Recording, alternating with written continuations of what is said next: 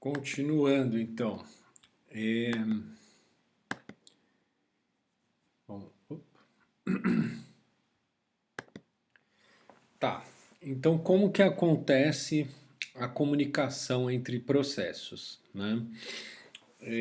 Bom, a gente pode ter passagem de mensagem, e aí, assim, a própria figura, ela indica, né, que o mesmo dado está copiado 3 vezes na memória. Eu não estou nem dizendo que isso é ruim, né? Só estou observando esse aspecto, né? Que o mesmo dado está em 3 lugares diferentes da memória. Mas também tem os seus benefícios, né? Então, mas aí como que essa troca é feita, né? Nesse primeiro caso aqui, o processo A ele está querendo enviar esse dado M aqui para o processo B. Aí o que que ele vai fazer? Ele vai fazer uma chamada de sistema, tá? Então ele vai chamar o kernel. Aí ele vai passar esse dado para o kernel, então esse dado vai ser copiado na memória do kernel. E aí o kernel se encarrega de comunicar o processo B, né? Transmitir para o processo B esse dado M aqui, tá bom? Então, ou seja, cada processo é dono da sua região de memória. Um não mexe no mesmo lugar que o outro, cada um tem a sua própria região e para eles trocarem mensagem, eles têm que usar o kernel para isso, tá bom? Agora, o outro jeito é deixar os processos compartilharem alguma região de memória, né? Então, aí, quando um processo quer mandar uma mensagem para o outro, o que que ele faz? Ele copia o dado lá nessa região aqui da memória e aí o outro vai ler dessa mesma região da memória, tá bom? Então, por exemplo, às vezes você pode mesclar aqui, né? Você fala, eu tenho. Porque assim, né? Como que um processo vai saber que o outro copiou alguma coisa lá na região dos dois, lá compartilhada, né? Então, no caso, o processo B ele vai ter que ficar meio que monitorando aqui, né? Olhando para ver se chegou alguma coisa, ou então poderia também pegar, digamos, vamos supor que é bastante dado, tá? Então o processo A vai lá, copia bastante dado aqui na área compartilhada, e aí ele faz a chamada do kernel, mas assim, só no sentido de avisar para o processo B que ele copiou lá os dados aqui na região compartilhada. Tá bom? Eu estou falando mais aqui de um caso específico, né, em que de repente você quer ter a memória compartilhada por causa do tamanho dos dados, né? Porque eu estou falando isso só porque eu falei aqui do dado copiado 3 vezes na memória, e, enfim, se for pouca coisa, isso não vai ter importância, mas se for muita coisa, aí talvez aí a coisa mude de figura, né? É, mas tá bom, então basicamente são esses dois tipos aí. Agora vamos ver assim como que essas coisas, vamos detalhar isso um pouco mais, né? Problema do produtor consumidor. Paradigma para processos em cooperação. Aí o processo que a gente vai chamar de produtor é aquele que produz a informação e o consumidor vai ser o que consome, tá bom? É, Isso olhando para um buffer, né? Vai ter um buffer e aí o produtor ele vai colocar a informação no buffer e o consumidor ele vai tirar depois a informação do buffer, tá bom? Então esse buffer ele pode ser ilimitado, que aí ele não tem limite, né, de tamanho. Aqui a palavra prático aparece porque assim, né, o computador ele é todo limitado, né? Quando a gente fala limite, é que não tem limite, é que assim, na prática você não sabe, você não está fixando um limite ali pequeno, né? O seu limite o céu é o limite, né? O limite é a memória, quanto que a memória aguentar. Ou então um buffer limitado. O buffer limitado aí sim é fixado um tamanho, tá? Que não pode ser excedido. Aqui no caso do Java, né? Fazendo essa abordagem aí de ter esse buffer. Agora o código que a gente vai ver, então o buffer ele vai ser um objeto Java, tá bom? E aí o produtor ele vai jogar a informação no buffer e o consumidor vai consumir, tá bom? Essa informação. Mas a gente está fazendo um código Java só para fazer simulação, tá? A gente não está criando dois processos diferentes. O código está, digamos, meio incompleto, tá bom? Não tem. É só para a gente ver código dessas coisas, tá bom? Mas então a gente está abstraindo isso, como se um código fosse rodar dentro de um processo e o outro dentro de outro processo. Mas na verdade o código aqui não. Vocês vão ver aqui que não tem nem como a gente saber isso, né? Tá bom. Então imagina que essa interface buffer, tá bom? Então para eu ter uma classe lá concreta que implementa esse buffer, o que que ela tem que fazer? Ela vai ter que ter esses dois métodos, que é o insere algum objeto qualquer no buffer e depois o remove, tá bom? Que me devolve um objeto aí do buffer. Você pode pensar que o buffer ele poderia ser, por exemplo, uma fila, né? Então aí quando eu faço chama o método que remove, ele vai remover o primeiro que foi inserido na fila, né? Então ele pega o primeiro da fila. E aí na hora de inserir, eu coloco no final da fila, tá bom? Você pode pensar que é assim que o buffer funciona. Que acho que é assim que ele vai funcionar de fato. Mas aqui, na verdade, assim, conceitualmente, você nem precisava fazer exatamente uma fila, né, com first in, first out. Mas eu acho que é o jeito mais natural da gente pensar, né? Agora, aqui, uma classe concreta que implementa essa interface buffer. E agora a gente está pensando num buffer limitado, tá? Então, bounded buffer. Bom, então ele vai ter um vetor, né? E desse tamanho aqui, no caso 5, né? E aí ele vai ter lá os contadores aqui só para um contador para dizer quantos itens tem no buffer e depois os índices aqui do primeiro e do último lá da fila, tá bom? Então vai ser uma fila circular, né? E, e aí o in vai ser a próxima posição livre e o out vai ser a próxima posição ocupada, tá bom? Então no começo aí seta tudo isso para zero, tá? No Java, assim, quando só para assim ser um pouco mais chato aqui, mas no Java a gente sabe que variável do objeto ela já é inicializada com zero, tá bom? Aqui a inicialização com zero é mais por uma questão didática mesmo, né? E aí também instancia aqui o vetor lá que guarda os objetos, né? Então tudo isso é feito no construtor. Aí agora vamos ver aí nos próximos slides os códigos aí da inserção e da remoção. Então na hora de inserir, vamos olhar aqui embaixo primeiro. Ó. Ele incrementa o contador, guarda o item na próxima posição livre e incrementa o contador aqui, fazendo o módulo da divisão pelo tamanho do buffer, porque é uma fila circular, né? Só que eu não posso inserir caso o buffer esteja cheio, né? Porque esse buffer ele é limitado, né? E aí o que que acontece então? Ele cai nesse laço aqui, ó, e ele fica travado aqui, ó. Enquanto o buffer estiver cheio, o código da inserção ele vai ficar rodando aqui travado, tá bom? É o que a gente depois lá mais para frente a gente vai voltar nesse assunto, mas só adiantando aqui é o que a gente lá na frente a gente vai chamar isso de espera ocupada, tá bom? É uma espera que ocupa a CPU, né? Porque a CPU ela não sabe o que está acontecendo, então ela vai dar uma fatia de tempo para um processo lá que vai chamar isso aqui para mandar a mensagem, né? Ele vai inserir a mensagem no buffer. E aí, só que se o buffer estiver cheio, esse processo vai ficar travado lá até ele sair da CPU. E aí, de repente, quando ele voltar, de novo, ele vai ficar travado até em algum momento o buffer ter um espaço lá. Então, um outro processo ir lá e tirar uma mensagem do buffer, né? Aí vai liberar um espaço. Aí, quando esse processo voltar para a CPU, aí ele vai sair dessa espera ocupada aqui, tá bom? Tem comandos aí que evitam esse tipo de situação, porque senão você gasta ciclos de CPU à toa, né? Bom, e aí o código da remoção é análogo, né? Ele vai ter essa trava também, porque aí quando você faz a remoção, você está querendo ler uma mensagem do buffer, né? Mas se não tem nenhuma mensagem para ser lida, aí nessa implementação aqui, né, ele vai ficar travado lá até aparecer alguma mensagem, tá bom?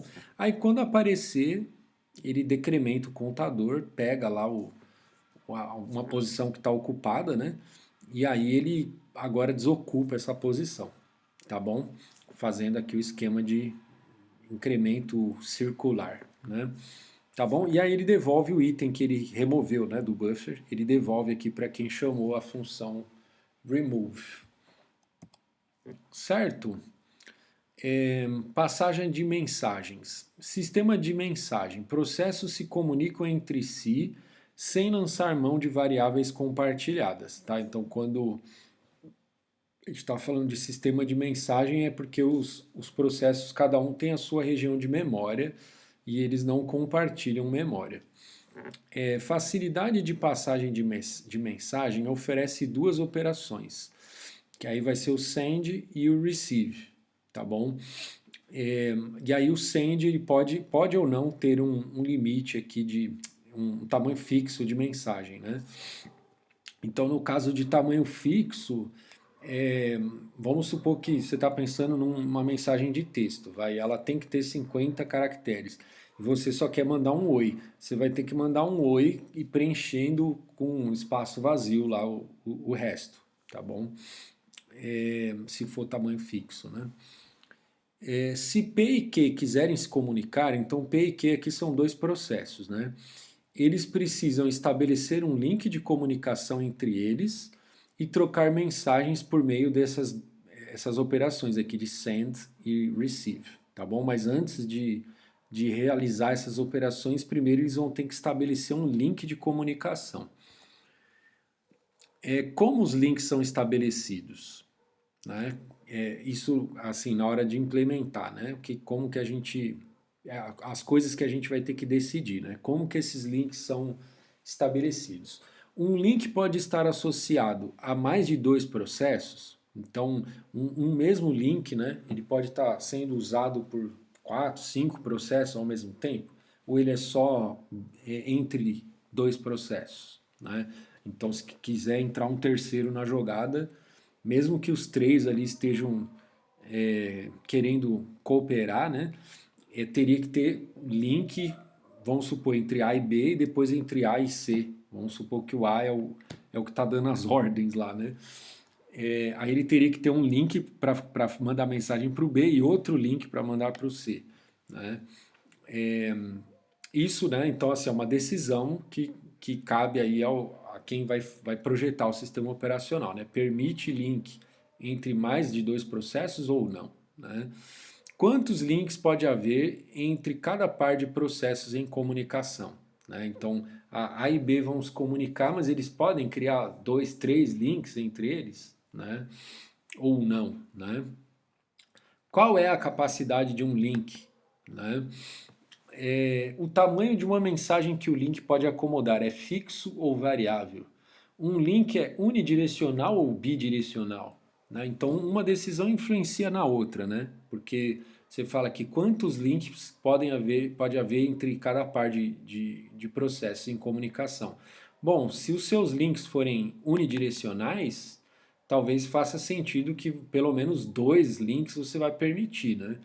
Que aí se os dois querem conversar, né? Tipo, os dois tanto mandarem quanto receberem, e os links forem unidirecionais, aí eles vão precisar de um link em cada direção. Agora, se o link for bidirecional, né? Aí um link só já dá conta de mandar os dois, né? Mandarem e receberem, né?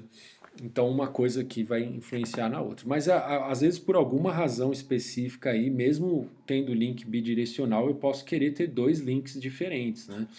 Porque, às vezes, eu estou usando um link aqui para fazer um tipo de troca de informação, um outro link para fazer outro tipo de troca de informação, enfim.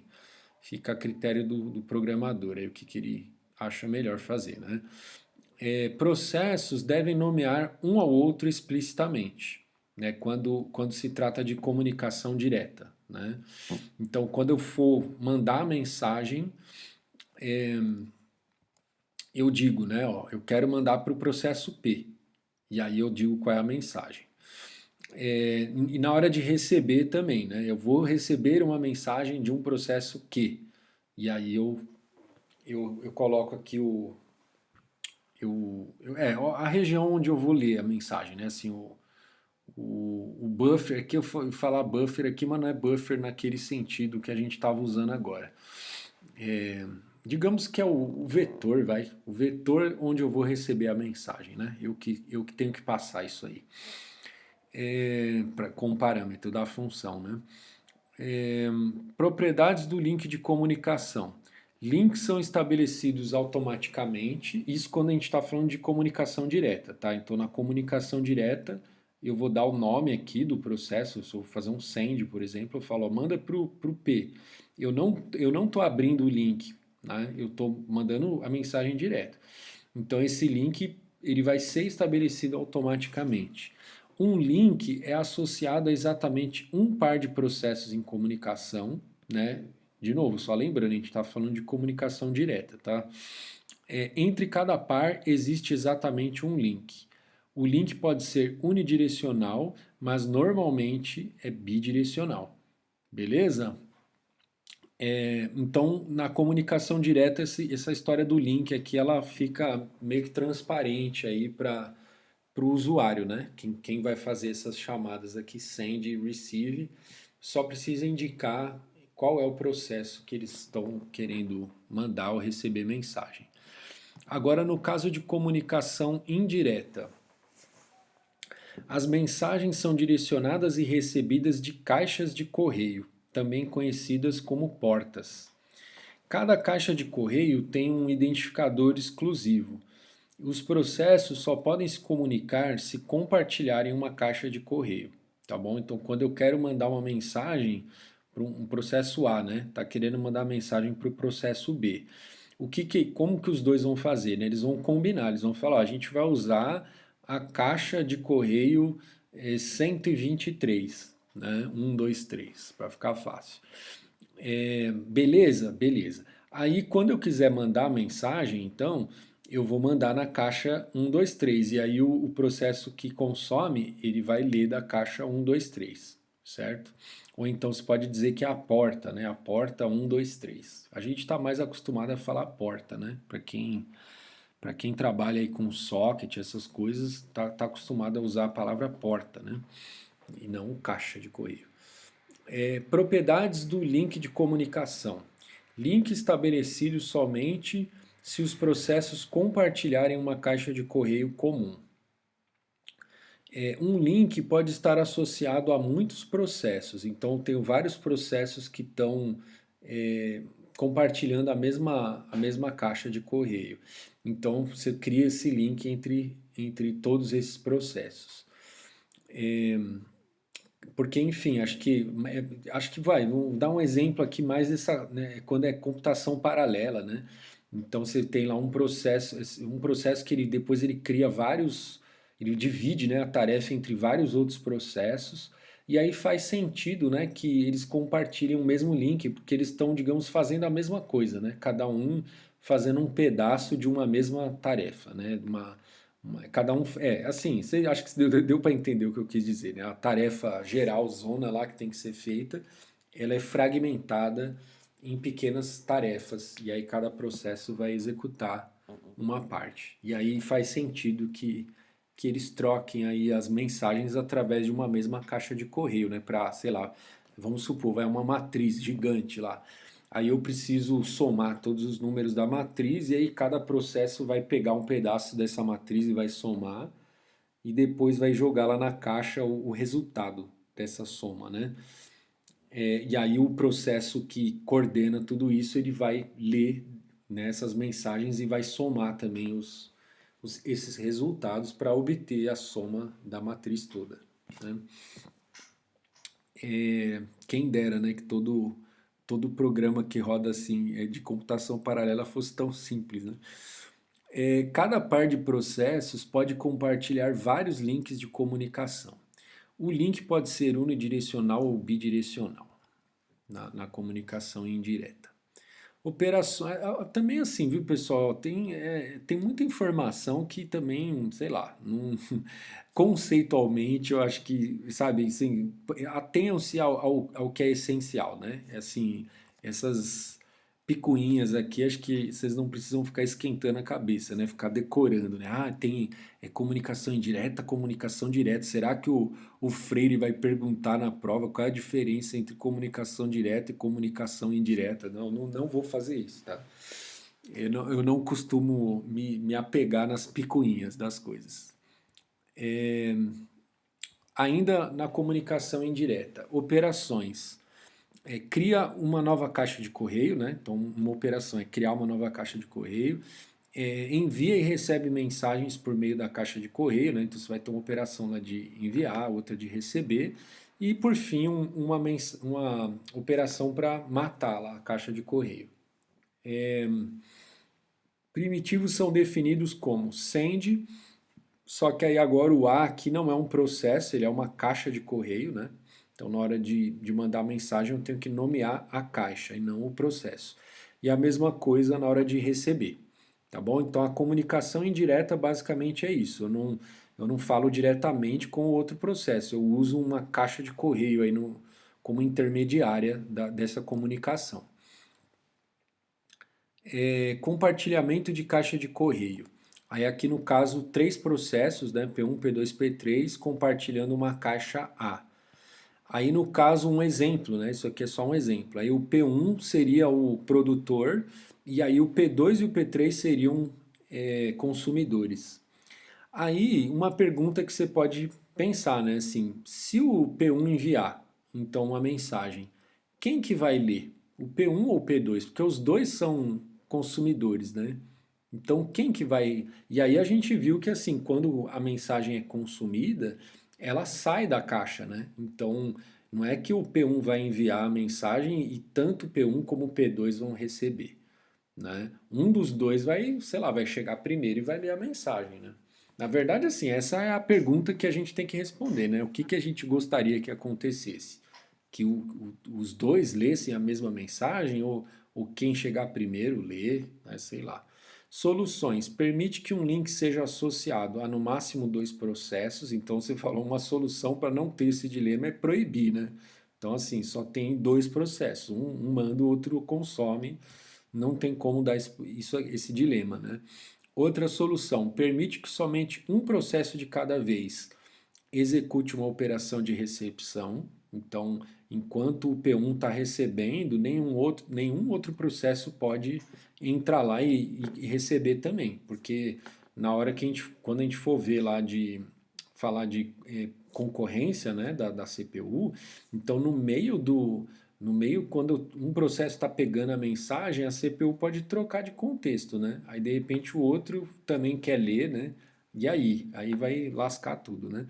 Então você meio que pode criar essa trava, né? Então só um processo pode ler de cada vez. Permite que o sistema selecione arbitrariamente o receptor, né? É uma opção. Permite que o sistema selecione arbitrariamente o receptor, porém o emissor é notificado de quem foi o receptor, tá bom? Então você pode só deixar, né? Tipo assim, quem pegar, pegou a mensagem, né? Ou então, e fica por isso mesmo, né? Ou então você pode, o emissor ele pode querer ser notificado de qual foi o processo que consumiu aquela mensagem, tá bom? Aí vai depender do contexto, aí, se isso for importante ou não for. Agora, considerando o aspecto de sincronismo, né? A passagem de mensagens pode ser com bloqueio ou sem bloqueio. Com bloqueio, ela vai ser considerada como síncrona, tá? E que bloqueio que é esse? O emissor ele vai ficar bloqueado até que aquela mensagem tenha sido recebida, tá bom? Então isso seria o envio com bloqueio, né?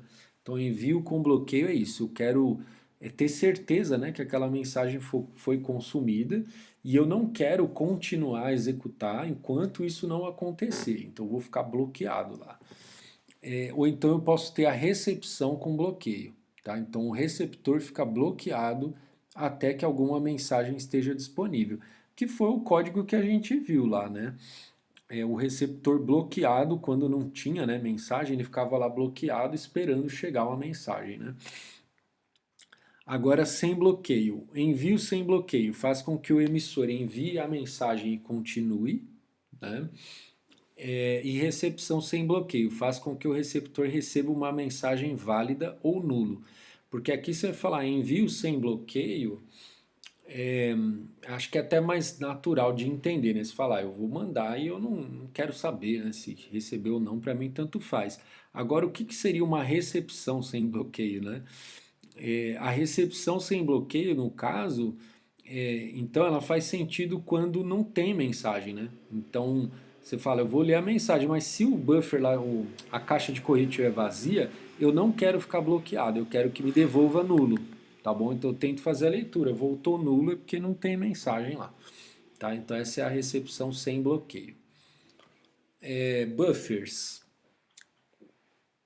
Fila de mensagens conectadas ao link implementadas de três maneiras. Capacidade zero. Então o emissor ele deve esperar pelo receptor, é um rendezvous, né? Então esse buffer ele não vai ficar acumulando mensagem, tá? Para acontecer a troca de mensagem, eles vão ter que se encontrar, né? Vão fazer um rendezvous. Então assim que a mensagem é enviada, ela já vai ser recebida, né? Capacidade limitada, tamanho finito de N mensagens. Emissor deve esperar se o link estiver cheio. Foi o código que a gente já viu lá, né? Que era o buffer com capacidade limitada, e aí quando o emissor ele queria mandar a mensagem, o buffer estava cheio, ele tinha que esperar, né? Ou então capacidade ilimitada. Aí o buffer lá ele não teria, ele seria talvez uma lista ligada, né? Que a gente viu aqui no código era um vetor, né?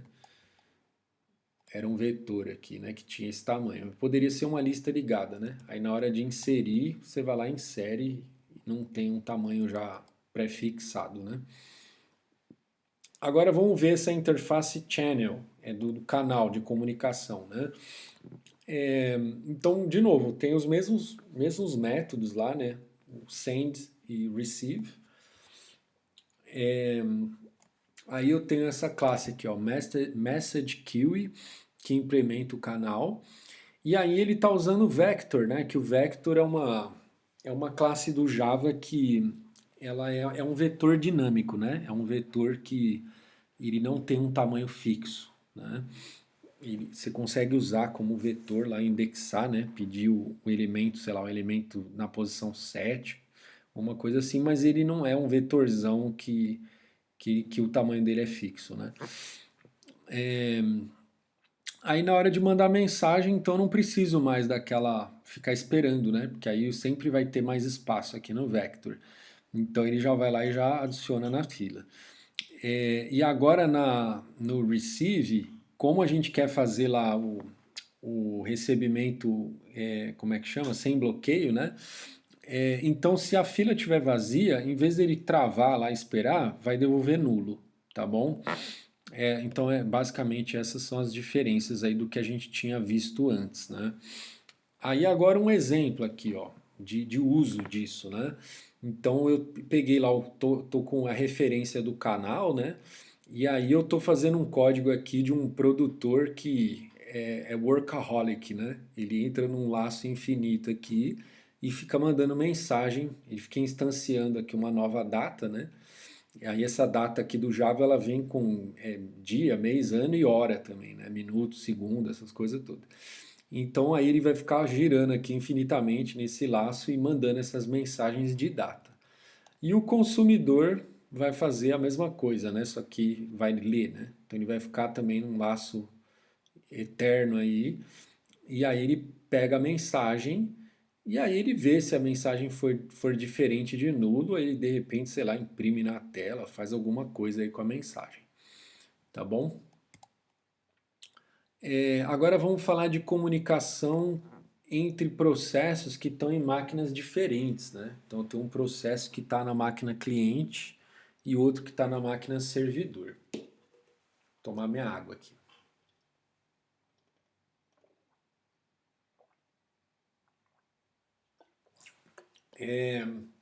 Então a gente vai falar de três formas de fazer isso, né? A forma mais primitiva, vamos dizer assim, é usando sockets. Depois a forma de mais alto nível, né, que é o RPC, que é Remote Procedure Call, né? E depois a forma orientada a objetos aí do RPC, né? Que é o RMI do Java, tá bom? Que é Remote Method Invocation. Então, enfim, seria, eu acho que é uma analogia que faz sentido, é que o RMI então, é como se fosse um RPC orientado a objetos, tá bom? Aqui, vai, só falando aqui rapidamente, aí daqui a pouco a gente vai falar melhor.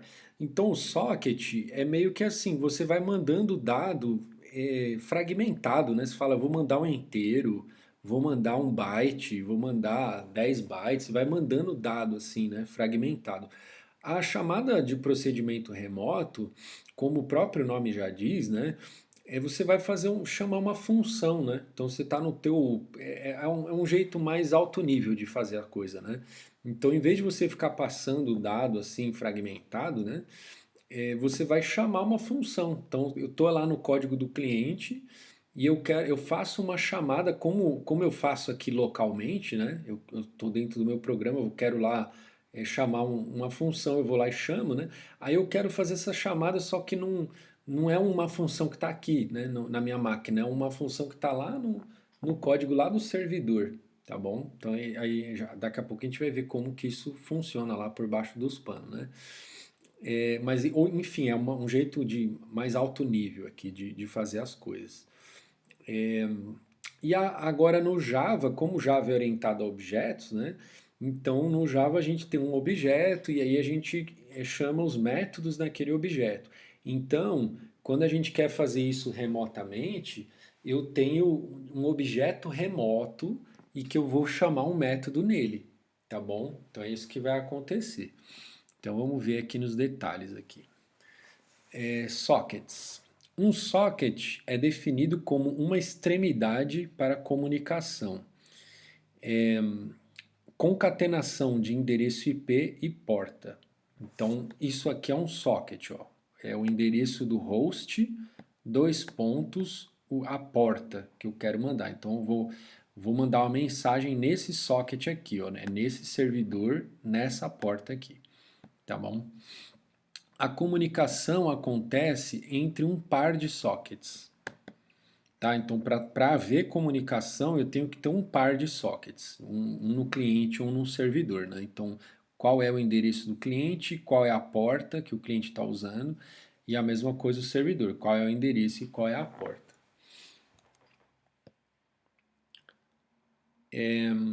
Tá, aqui é o desenho disso que eu acabei de falar, né?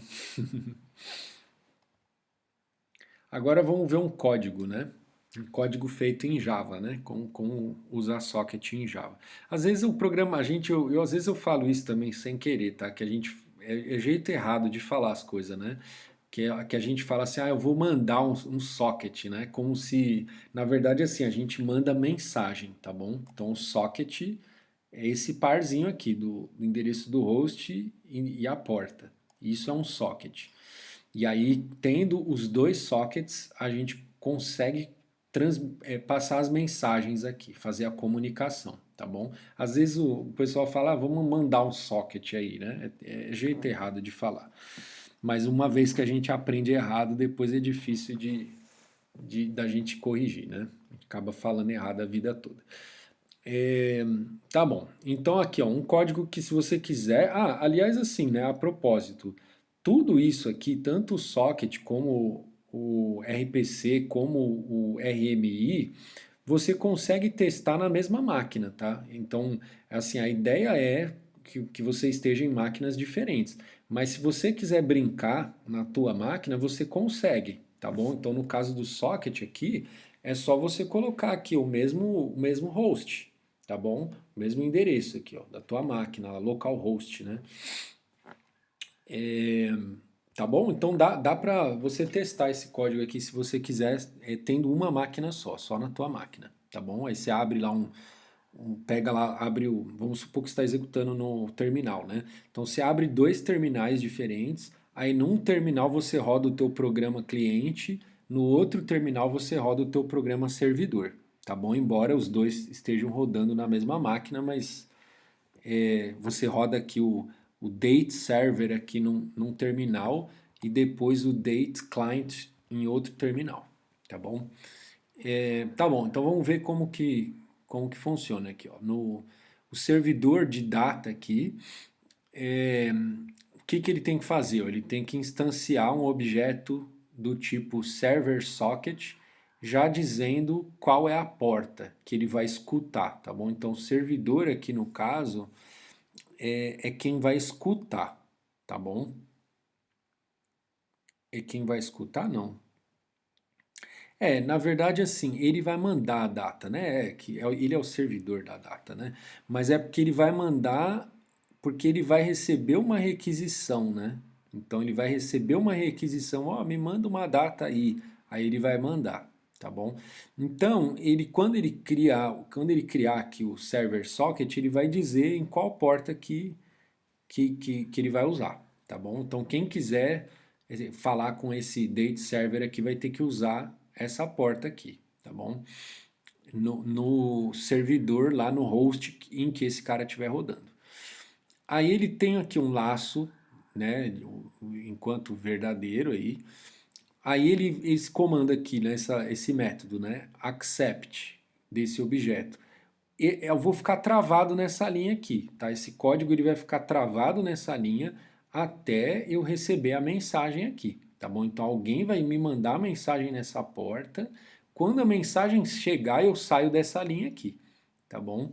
Então se ninguém me mandar a mensagem, eu fico travado nessa linha.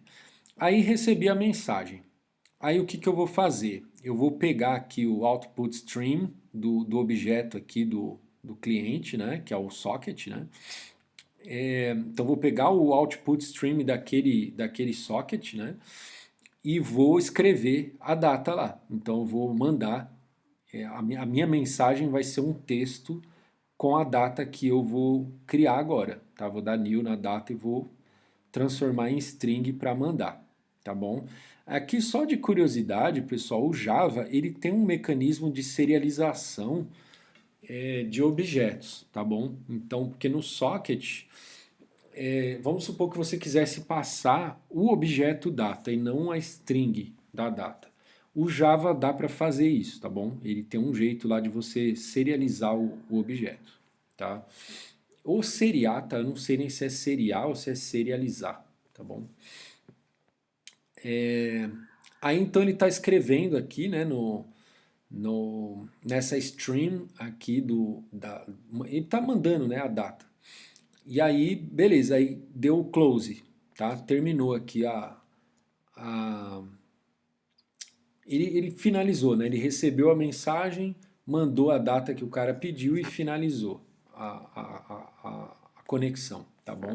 Então aí para ele receber a próxima, né? Aí você vai ter que criar de novo. Vamos ver o código no cliente, né? Como que é. Então agora no cliente, ó. Então aqui, ó, no servidor, quando eu criei o socket, eu não preciso dizer qual é, porque vocês lembram que um socket é um par, né? O servidor e a porta. Mas aqui já está implícito que o host é o host onde esse código aqui está rodando. Então, por isso que eu só preciso passar a porta, tá bom? Agora já no cliente, não. No cliente, porque o cliente, ele é o cara que vai requisitar a data lá, né? Então ele que vai mandar, ele está numa outra máquina, ele vai mandar a requisição, ó, me dá uma data aí e tal. Então ele vai ter que dizer qual vai ser essa máquina que ele vai mandar, tá bom? Aqui no servidor, ó, quando ele responder a mensagem, ele explicitamente ele não precisa saber qual foi o host que mandou, porque aí isso vai estar lá no baixo nível lá, tá bom? Nas camadas mais básicas lá, tá? Então eu aqui não preciso explicitamente saber. Aliás, acho que se eu quiser obter, tá? Se quem tiver curiosidade de fazer isso, né? Dá uma olhada lá, que eu acho que o Java deve te dar métodos aí para você saber, tá bom? Então, você quer saber qual foi o host que te mandou a mensagem. Eu acredito que você deve ter um método aqui nessa classe socket aqui que você descobre qual era o host aí que te mandou a mensagem. Aí, beleza, aqui no cliente, então eu vou dizer aqui, ó, qual é o host e qual é a porta. E aqui a porta tem que ser a mesma que o servidor tá ouvindo lá, né? Aí, se você for testar isso na tua máquina, você só toma cuidado para não usar uma porta que de repente ela já está sendo usada, tá? Às vezes pelo teu próprio sistema operacional ou por algum outro programa que você instalou, enfim. Então você vai ter que descobrir aí alguma porta que não está sendo usada, tá? Aí beleza. Eu nem sei dar dica para você, viu, de como fazer isso. É, beleza. Aí aqui, o que ele vai fazer, né? Ele vai ler agora, então, tipo, quando ele criou o socket, aí ele pegou aqui, ó, sock.getInputStream, ele vai ler o que o servidor escreveu lá, tá bom? Então, eu vou ficar travado nessa linha aqui, enquanto o servidor não responder para mim, tá? Depois que o servidor responder para mim, aí sim eu continuo o código, tá bom? Então ele vai ficar travado aqui até o servidor responder lá. Aí quando o servidor responder, aí beleza, eu vou criar aqui o buffered reader e aí vou ler o que o servidor me mandou lá e eu vou imprimir aqui na tela, tá bom? E vou fechar a conexão aqui também, tá bom? Beleza? Tá, então esse aqui é o tipo mais primitivo, né? De forma mais primitiva que tem para fazer comunicação entre processos que estão aí teoricamente em máquinas distintas, porque como eu falei, dá para testar isso na mesma máquina, mas a ideia é fazer isso, isso foi feito para que os processos se comunicassem remotamente, né? Então processos que estão em máquinas diferentes. Agora, o RPC, como é que funciona? Tá? Então, chamada de procedimento remoto passa chamadas de procedimento entre processos nos sistemas em rede. Aí ele vai usar esses stubs aí, né, que são proxy no cliente para o procedimento real no servidor.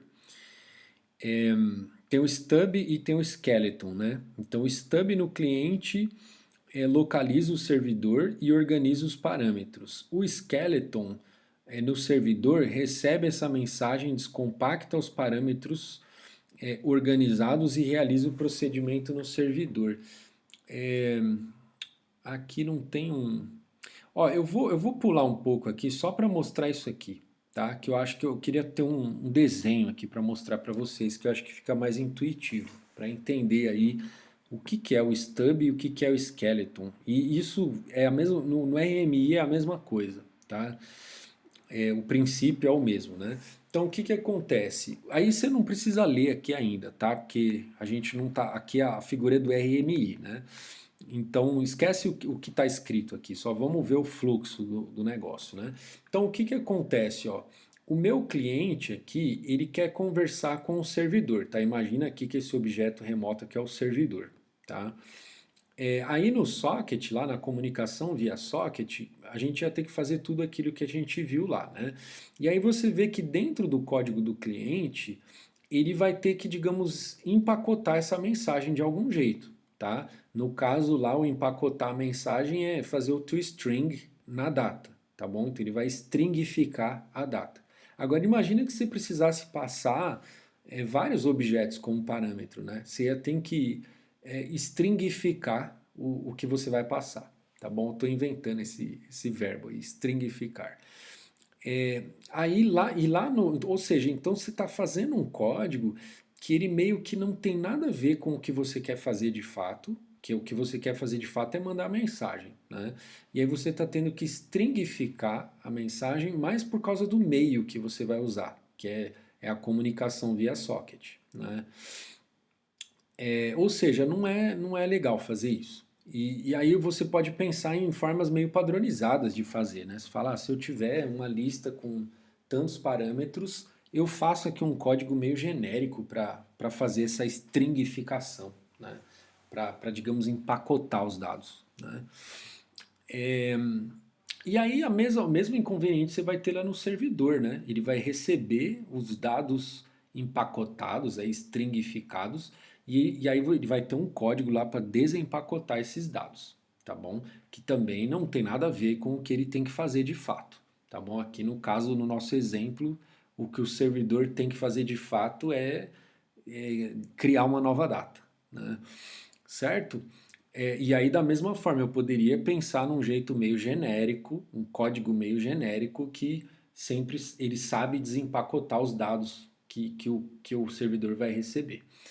Ou seja, esse jeito genérico aí que eu estou falando, tanto de empacotar como desempacotar, essa ideia dessa ideia, né, que nasce o stub e o skeleton, tá? Então o stub e o skeleton, eles são responsáveis por fazer isso. O stub no cliente, ele empacota os dados e aí ele vai mandar os dados para o skeleton. O skeleton está lá no servidor. Aí o skeleton ele vai desempacotar os dados e aí sim ele vai vai chamar a função lá no servidor que tem que ser chamada. Ou o método aqui no caso do RMI, tá bom? Então a ideia é a mesma, tá? Tanto no RPC como no RMI, tá? Você vai ter esse stub empacotando os dados. Então, na verdade, quando o cliente chamar a função, né, ele vai estar chamando a função no stub. Ele não vai estar, né? Porque a gente fala, vou chamar a função remotamente. Na verdade, ele vai ter um objeto aqui, ou um código aqui, vou falar genericamente para valer tanto para o RPC como para o RMI. Então ele vai fazer a chamada nesse código que está aqui na máquina dele, né? E aí esse código, então, só que vai parecer que ele está chamando no servidor. Quando ele fizer a chamada lá, quando você lê o código, dá a impressão que ele está chamando no servidor, mas na verdade ele está chamando no cliente. Aí esse cara aqui, o stub, ele vai empacotar a mensagem, vai mandar para o skeleton e o skeleton vai desempacotar e aí ele sim vai chamar a função lá no servidor, tá bom? Então quando eu escrever o código do servidor, também aí a vantagem lá no servidor é que assim, o meu código ele vai ficar como se fosse uma função normal que alguém vai chamar, como se eu estivesse falando assim, ó, essa função aqui eu quero que deixar ela disponível para ela ser chamada remotamente, né? Eu fico com essa sensação quando eu leio o código lá do servidor, eu não vejo o código de desempacotamento dos dados, porque esse código está lá no skeleton. Então lá no meu código é como se eu tivesse uma função que vai ser chamada remotamente, mas na verdade ela vai ser chamada localmente pelo skeleton, porque o skeleton ele sim ele vai se comunicar via socket, né? Esses dois caras aqui eles vão usar o socket aí, igual a gente viu lá, um fazendo o empacotamento dos dados e o outro fazendo o desempacotamento, tá bom? Então deixa eu voltar aqui, ó. Execução, agora voltando a falar especificamente do RPC, tá bom? Então, quando eu faço a chamada do usuário, né, ele vai fazer uma chamada, ele vai ter que passar pelo kernel, tá bom? Então, essa chamada RPC aí, ela passa pelo kernel, tá bom?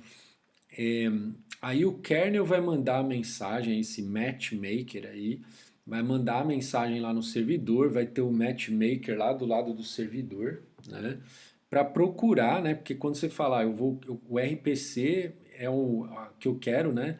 É uma certa função X aí, né? Aí lá no cliente, no servidor, desculpa, vai ter que procurar, né? Que raio que é esse, né? Qual porta que ele vai, em qual porta que o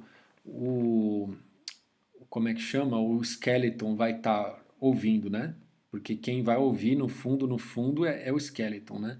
Então vai ter um jeito lá de você registrar as coisas, isso vai ficar transparente, tá? Então eu nunca, quando eu for trabalhar com RPC, com RMI, eu nunca vou precisar entrar nesses méritos de qual porta que vai ouvir, qual que não vai, tá bom? Isso vai ficar lá no baixo nível. Mas aqui, quando a coisa acontece lá por baixo dos panos, vai acontecer isso aqui, ó. Então, quando o skeleton, desculpa, o stub, eu sempre confundo quem está no cliente e quem está no servidor, né? Então, o stub está no cliente, tá?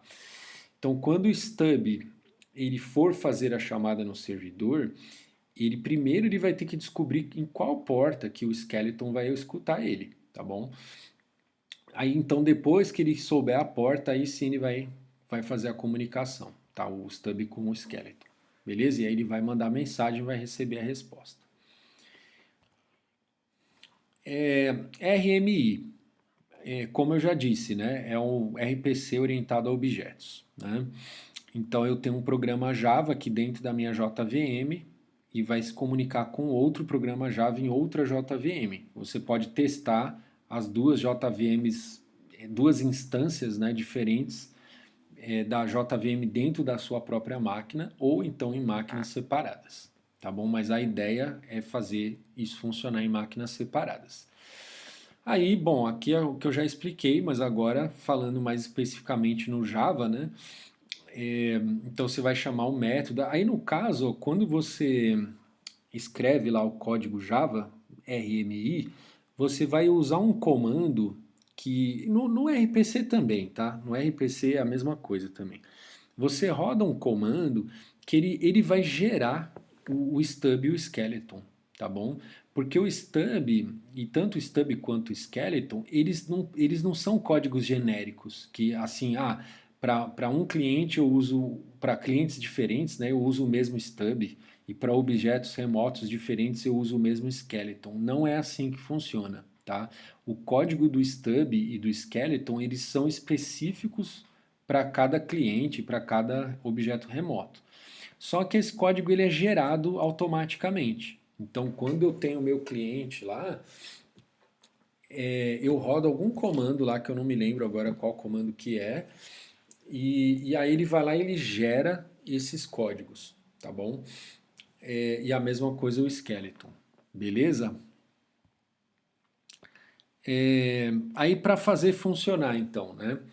É, Lá então assim, eu quero ter um servidor de data, né? Eu preciso criar uma interface e essa interface precisa estender a interface remote do RMI, tá bom?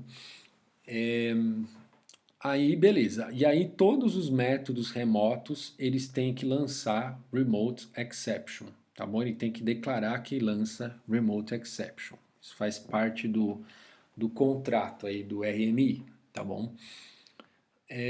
Depois, lá na classe do servidor, a classe que de fato implementa esse serviço que vai ser oferecido remotamente, aí eu tenho que estender essa classe aqui, ó, Unicast Remote Object, tá bom?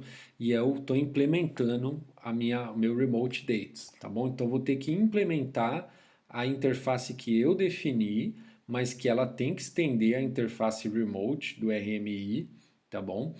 E a classe que implementa isso, ela vai ter que estender a classe Unicast Remote Object, também do RMI, beleza?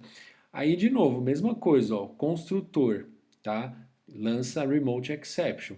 Por quê, né, pessoal? Porque aqui, ó, lá no cliente, o cliente ele não vai dar new nesse cara aqui, tá bom? Então não posso, tipo, se eu quisesse lançar uma exceção no meu construtor, eu teria que embalar essa exceção numa remote exception, tá bom? Que é uma exceção remota, né? Então vamos supor que deu aqui uma. Qualquer exceção que der, né? Qualquer exceção que der. Mesmo que for uma runtime exception, né? Para quem programa em Java sabe que é, exceção que deriva de runtime exception, ela não é checada, né, em tempo de compilação. Então eu não preciso ter um try catch lá, um throw, sei lá, para dizer como que eu vou tratar a exceção. Só que assim, isso falando localmente, né? Desculpa aqui, viu, pessoal? Estou falando em javanês aqui para quem não programa Java, não precisa também se preocupar aqui nesses detalhes que eu estou falando, não, tá? Se você pegou aqui o conceito aqui, ó, já tá bom, tá? Tá bom, mas voltando a falar aqui, né? Então, qualquer exceção que der aqui nesse código, ela vai ter que ir para o cliente que está em outra máquina, entendeu? Então, não vai a tua exceção original. A tua exceção original ela vai ser embalada dentro de uma remote exception. Então, quem chamar a função lá no cliente, o que ele vai receber como exceção vai ser remote exception. tá bom? Dentro dela vai estar empacotada a exceção original. Então, por isso, para ficar coerente aqui, eu não posso declarar sabe, se eu quero lançar, por exemplo, uma exceção de argumento inválido, exception, né?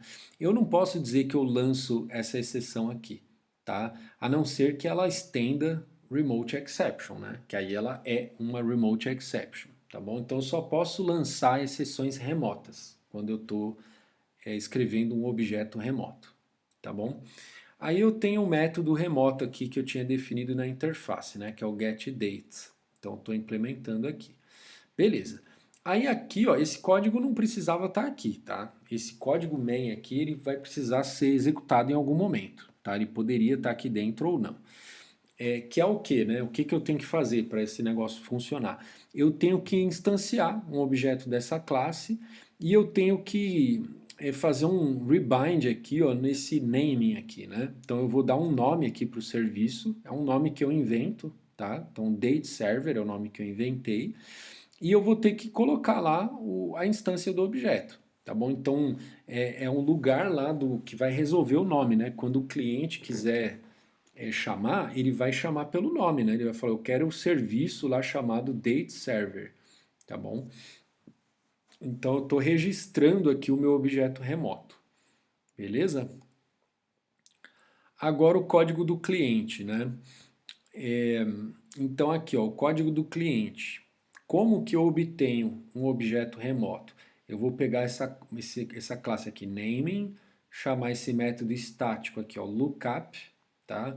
Aí como parâmetro do lookup, eu vou passar aqui, ó, RMI dois pontos barra barra, o endereço do servidor. Então o cliente tem que saber o endereço do host para onde ele vai se comunicar. Ele não precisa saber a porta, mas o endereço do host ele precisa saber, né?